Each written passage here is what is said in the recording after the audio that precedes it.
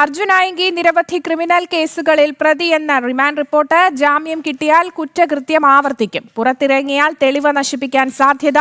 സാക്ഷികളെ സ്വാധീനിക്കാനും ശ്രമിക്കുമെന്നും remand report പറയുന്നു. റിമാൻഡ് റിപ്പോർട്ടിന്റെ പകർപ്പ് ജനം ടിവിക്ക് ലഭിച്ചു.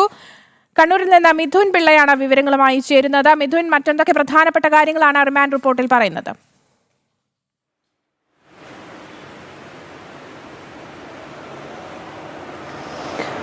നിരവധി കാര്യങ്ങളാണ് ഈ അർജുൻ ആയങ്കിയെ കോടതിയിൽ ഹാജരാക്കിയ സമയത്ത് തയ്യാറാക്കിയ റിമാൻഡ് റിപ്പോർട്ടിൽ പോലീസ് പറയുന്നത്.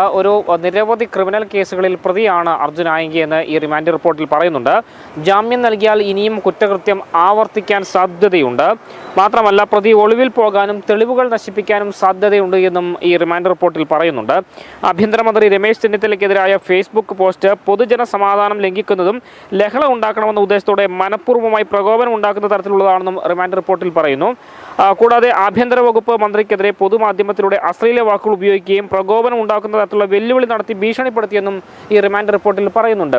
ഇതോടൊപ്പം തന്നെ വിവിധ കാര്യങ്ങൾ കോതമംഗലം പോലീസ് സ്റ്റേഷനിലെ സ്റ്റേഷൻ ഓഫീസറായ ഇൻസ്പെക്ടറെയും കുടുംബത്തെയും സമൂഹ മാധ്യമമായ ഫേസ്ബുക്ക് വഴി മോശമായി സംസാരിച്ചു.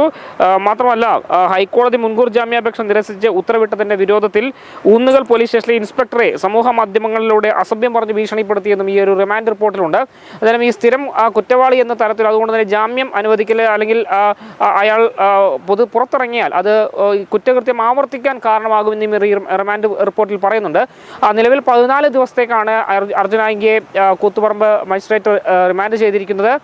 തലശ്ശേരി സബ് ജയിലിലേക്ക് അയാളെ മാറ്റുകയും ചെയ്തിട്ടുണ്ട്. അടുത്ത ദിവസം തന്നെ ഊന്നുകൽ പോലീസ് സ്റ്റേഷനിലെ ഉദ്യോഗസ്ഥർ പ്രൊഡക്ഷൻ വാറണ്ട് ഹാജരാക്കിയ ശേഷം ഈ അന്വേഷണവുമായി ബന്ധപ്പെട്ട് എറണാകുളത്തേക്ക് കൊണ്ടുപോകുമെന്നാണ് ഏറ്റവും ഒടുവിലായി നമുക്ക് ലഭിക്കുന്ന വിവരം. ആര്യ.